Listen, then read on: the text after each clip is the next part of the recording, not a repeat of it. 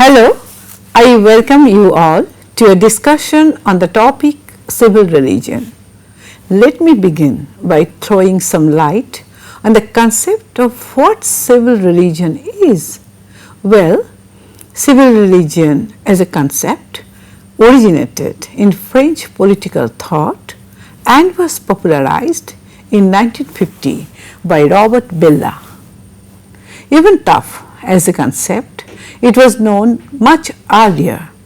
It garnered popularity after its use by Robert Bellah in the year 1950.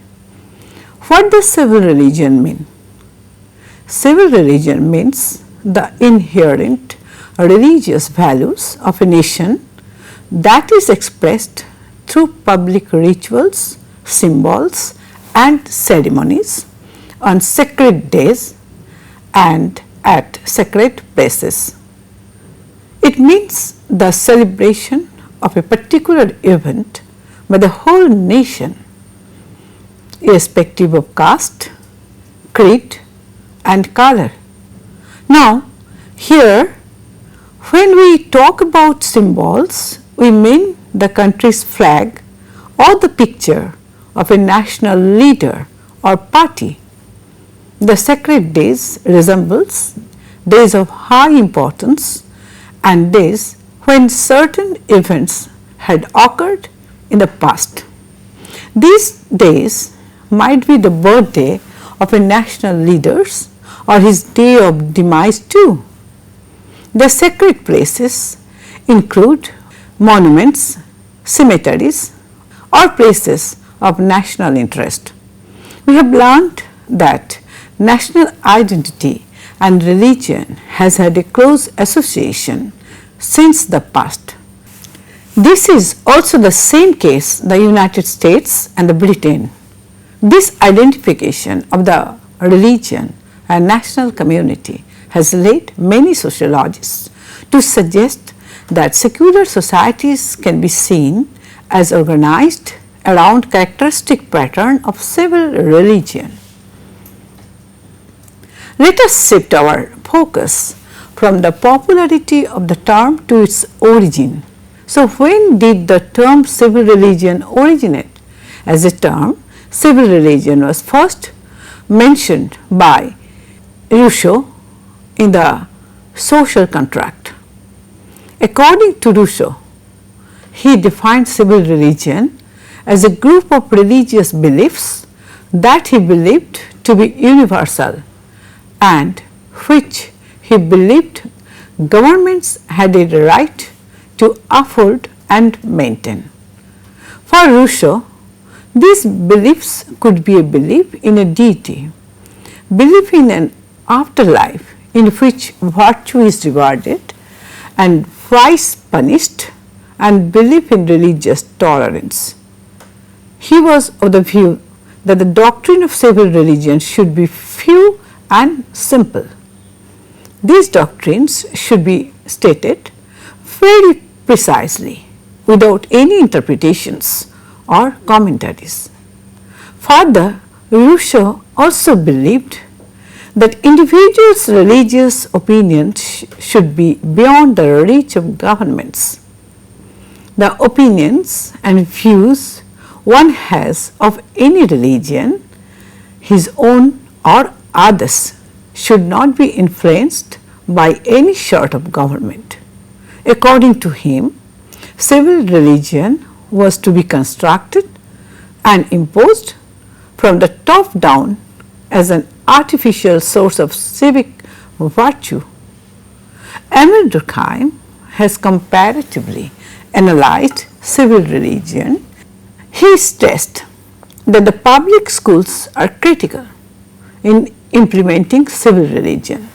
Even though he hardly used the term, he was very much interested in the concept of civil religion. It was Rousseau who coined the term in the Social Contract in 1762 to describe what he thought of as the moral and spiritual foundation that is essential for any modern society. For Rousseau, civil religion was a kind of social cement. This social cement helped in the unification of the state by providing it with an authority that was sacred. According to him, there are some simple dogmas of the civil religion. He said that the civil religion consisted of some important features. Firstly, a deity, an afterlife, the reward of virtue and the punishment of vice.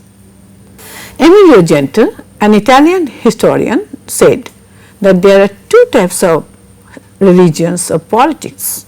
The first one is a civil religion and the second one a political religion. So now let us throw some light on what civil religion is in the sociology of religion. Well, we know that civil religion is one of the very important concepts in the sociology of religion. By civil religion, in the sociology of religion, we mean the folk religion of a nation or a political culture. We are talking about the religion or culture that is followed by the whole nation despite various differences. Well, we all see that in its social and political status, civil religion lies a little above the folk religion, as it includes all the members of the society irrespective of their creed, caste and color. The differences do not act as an obstacle for celebrating the civil religion or following it. Civil religion takes within it the members of the whole nation and is practiced by the leaders of that particular society. In most of the cases, civil religion is usually practiced by political leaders who are common men and whose leadership is not specifically spiritual and not necessarily relating to supernatural powers, but always linking God to politics. So, what are the activities that generally come under civil religion? Are these activities similar to those of our own religions? Well, there are various activities that come under civil religion.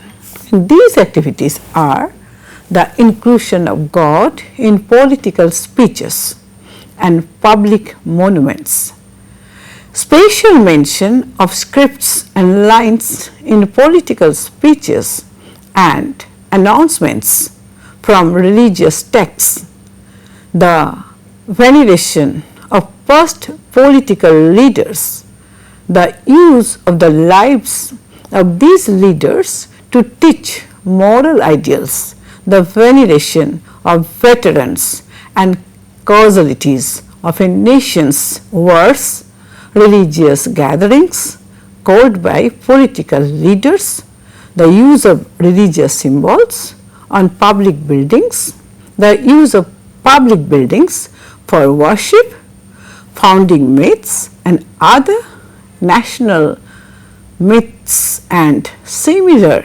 religious or quasi-religious practices.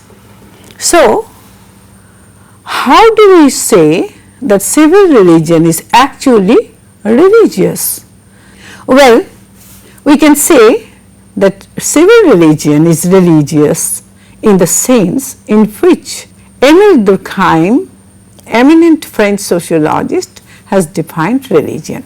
Émile Durkheim viewed religion as a unified system of beliefs and practices related to sacred things, that is to say, things that are set apart, and forbidden beliefs and practices which unite into one single moral community called a church, or those who adhere to them. Basically, he felt that the beliefs and practices united all together is religion. He was also of the view that cities and nations are just as susceptible to the nomenclature, that is, naming of the sacred, as are the social bodies called church. He gives the example of France during the French Revolution at the end of the 18th century. According to Carlton Hayes in Essays on Nationalism in 1926, he says that if we study carefully our human history, the mainspring of frequency and the force of human movements have been of religious emotion. According to him, it is this religious emotion that has brought about nationalism. He also wrote that human history reveals that human beings have always been differentiated by what is called a religious sense. It is the religious nature of human beings that differentiate us from animals. Well, the term civil religion is also sometimes used to refer to ritual expressions of patriotism of a kind practiced in all countries, not always taking religion in a conventional sense. Some examples that reflect this concept, like the singing of national anthem at events and gatherings, hoisting of flags, holidays to remember important events in history or show respect to important personalities, mythological tales of founding fathers, and even death of soldiers and political leaders. It is in this context of the sense of religion that feeling of patriotism or nationalism, of belonging to a distinct socio-political group, that we have to understand the concept of civil religion. Nisbet says that civil religion has been a highly visible aspect of the modern national state. In the West, civil religion is the religion of an advanced modern society with higher technology. Now, let us all learn a little about the relationship between the sociological and political concept of civil religion. Well, we see that the sociological and political concept of civil religion substantially overlaps each other. We can see that the church and the state are constitutionally joined in the Britain. There is a strong relation between the church and the state. For example, we can see that the coronation of the monarch is a huge religious rite celebrated by the Archbishop of Canterbury. If we take the case of France, we can see secular ceremonies are separated from religious observances to a greater degree than in most countries. Let us talk about the United States of America. In USA, a president being inaugurated is told by the Constitution to choose between saying, "I do solemnly swear," and saying, "I do solemnly affirm," wherein after the first choice one has to mention, "So help me God." After saying that line, even though it is not a constitutional compulsion, and in the latter case no mention of God is required. So, if one swears, God has to be mentioned, but if he or she affirms, there is no compulsion to mention God. Now, let us discuss the case of the United States of America. It is a known fact that the most distinct form of civil religion is found in America. In the United States of America, civil religion is used to describe the relationship between religion and national identity. If we understand the basic theory, it says that an informal civil religion binds the American people to God. What brings the Americans closer to God is the civil religion. This civil religion brings about unity and solidarity similar to that relating with more traditional faiths, which diffuses American thought and culture with a sense of divine favor with respect to its inherent value tied to American political and social institutions and mores. Well, if we see according to the theology of this faith, it is understood that God has chosen the American people for a very special mission in the world, having created the nation of America through divine guardianship during colonization and the American Revolution. It also believes that God had tested their strength of mind to endure adversity with courage during the Civil War. Hence, according to the tenets of civil religion, it is understood that God will ensure the spread of American values throughout the world. American values are supposed to be spread far and wide among every nation. Now, let us come back to civil religion as a concept.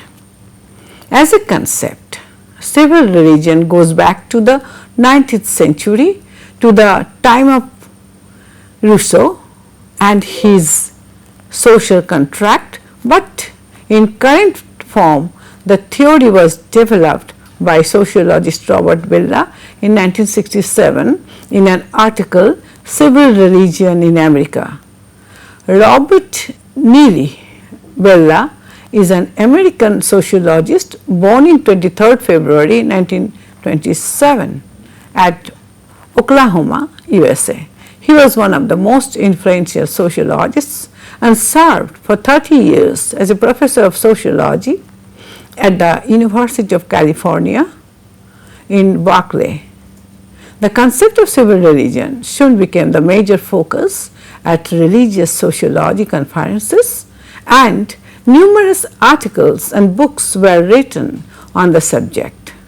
The debate reached its height with the celebration of the American bicentennial in 1976. Robert Bellah is of the view that Americans hold a common civil religion with certain fundamental beliefs, values, holidays and rituals parallel to or independent of their chosen religion. This civil religion may be alongside their own personal religion or may also not be related to their own religious beliefs. Bellah sees the United States having been united by a religious belief in the sacred character of America and a loyalty to American nation. Here a special mention may be given that God is also seen as being an American. Well, if the civil religion of America is not just religious nationalism, what it does is it emphasizes on the importance of freedom, democracy and honesty in public affairs. It ensures that it remains loyal to one's own country, enjoys one's own rights and democracy in every sense. If we look into the positive side, it has given the nation a vision of what it may strive to achieve and has contributed to the realization of significant social goals. However, sometimes it has also been used as a propaganda tool for manipulating public opinion for or against a certain policy or group. Hence, we can understand civil religion as a phenomenon that is the result of the partial secularization of major themes in American religious history. The roots of this concept lies in the Puritan conception of the Redeemer nation, which was based on the theology of election and claimed that New England and later American society would carry out biblical prophecy and set an example of what is godly humanity. At the time of the Revolutionary War, some clergy built upon this idea in their sermons by claiming that patriot forces and political leaders alike endeavored to bring about a divinely ordained republic. These religious themes increasingly appeared in political forums, particularly in religious pronouncements of presidents and governors. Public rituals such as those associated with Memorial Day and Independence Day and popular hymns and patriotic songs. Alongside civil religion politically emerged in the post-millennial rhetoric of the 19th century evangelical movements and social reform efforts. Well, however, we cannot ignore the importance of civil religion in shaping perceptions of the Civil War. Let me take for example Abraham Lincoln's second inaugural address of 4th March 1865 shows both the strengths and weaknesses of the civil faith. We see that Lincoln's speech was quite different than that of other speakers of that time. Lincoln did not simply assume that God is within union, but interpreted the war itself as a punishment on both sides for their part in the slave system. If we look at other instances, partisans in the war used religious evidence to support their views. Confederates and Unionists made use of biblical passages to support their views regarding slavery, war, and the condition of the polity. Now let us come to civil religion in Britain. Well, like the America, there is also a close association between national identity and religion in Britain. In Britain, organizations maintain a role for themselves by involving themselves in civic rituals. In Britain, the Church of England remains the nationalized established church. It is involved in important occasions of the Parliament. We see that it is also involved in the celebration and commemoration of national values and events. The royal family is associated in most of the national celebrations and events and civic rituals. Well, there are a number of rituals that are released to the royal family itself. The coronation, the celebrations of the Queen's birthday, the Christmas speech, the trooping of the colour, the state opening of the Parliament, Remembrance Day, and so on. Well, this view of religion and ritual in British society was early seen in the article on the coronation of Queen Elizabeth II in 1953. It was seen that during the coronation, a national community could be affirmed. It was also understood that the basic moral values of the society was reinforced.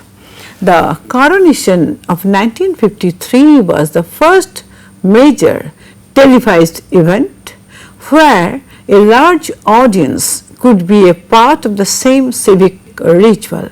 So, we see that civil religion is an important aspect of Britain, and there is a close tie between civic rituals, parliament, and monarchy. Now let us come to our very own nation, India.